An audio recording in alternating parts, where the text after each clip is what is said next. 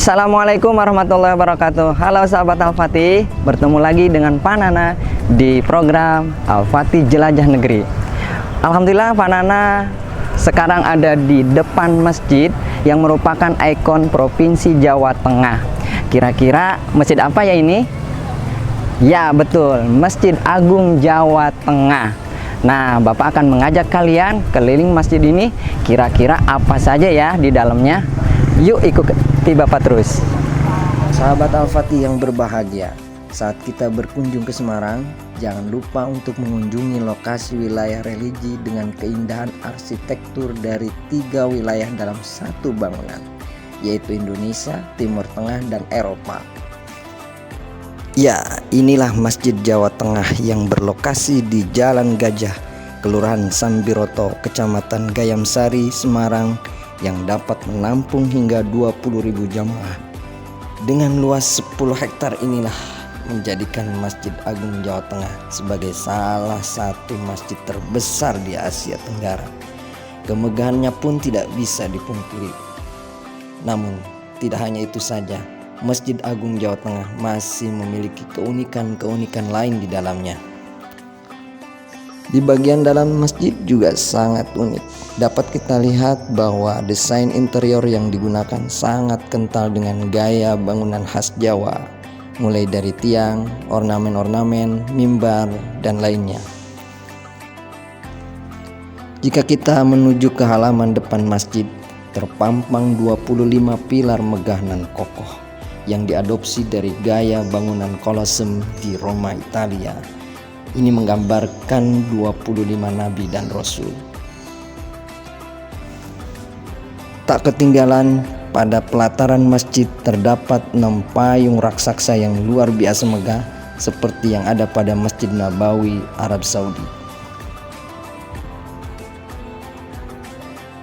Tak kalah hebat, di sisi lain masjid terdapat menara Asmaul Husna yang menjulang setinggi 99 meter, yang menjadikan pundaknya sebagai tempat terbaik untuk menikmati pemandangan kota Semarang.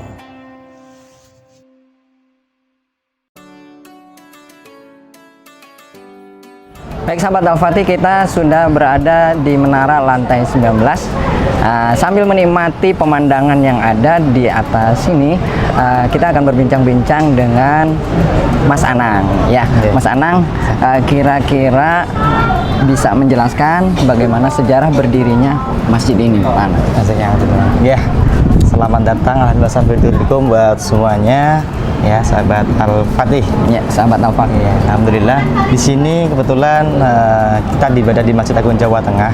Jadi kalau berbicara mengenai Masjid Agung Jawa Tengah, mungkin saya akan terangkan sendiri terkait Masjid Agung Jawa Tengah. Apa itu Masjid Agung Jawa Tengah? Ya. Disingkat MAJT, biasanya terkenal MAJT, Masjid ya. Agung Jawa Tengah. Masjid Agung Jawa Tengah ini dalam sejarahnya berawal mula dari kepemilikan tanah Bondo Wakaf yang dimiliki oleh Masjid Agung Semarang Kauman. Oh, Masjid Semarang Kauman. Ya, ada tanah Bondo Wakaf yang totalnya sekitar 119 hektar. 119 hektar. Cukup yang itu luas kurang, ya.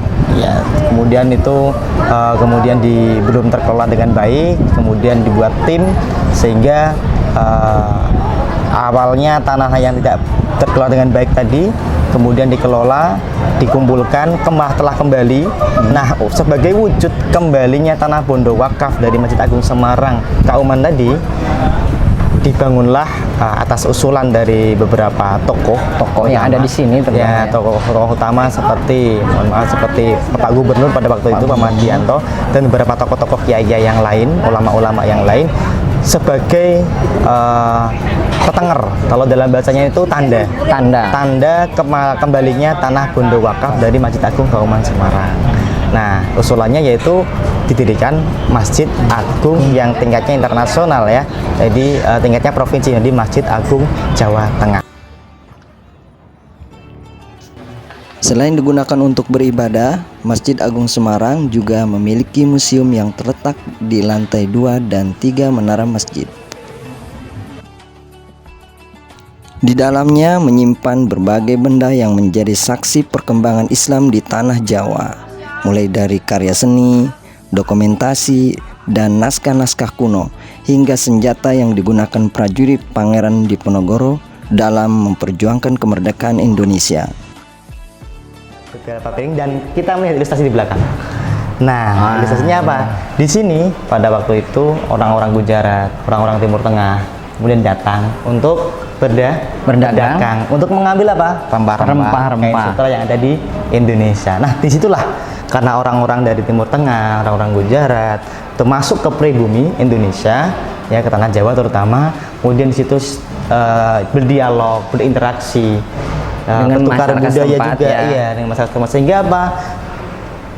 Islam yang ada dibawa oleh orang-orang Gujarat dan orang Timur Tengah, ya kemudian di situ tertular kepada orang-orang pribumi, sehingga disitulah mulai masuknya Islam di tanah Jawa dengan dialog-dialog, kemudian interaksi yang baik, yang ramah, sehingga Islam mudah masuk di telinga atau di hati para orang-orang pribumi Indonesia Jawa. Ya. Luar biasa bukan sahabat Al-Fatih? Selain bisa beribadah, kita juga bisa napak tilas sejarah perkembangan Islam di Pulau Jawa.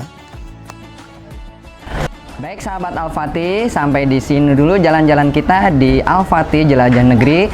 Jangan lupa like, comment, subscribe, and share di channel YouTube Sekolah Al-Fatih TV, dan juga Kunjungi website dan sosmed kami Masjid Agung Jawa Tengah di bawah ini.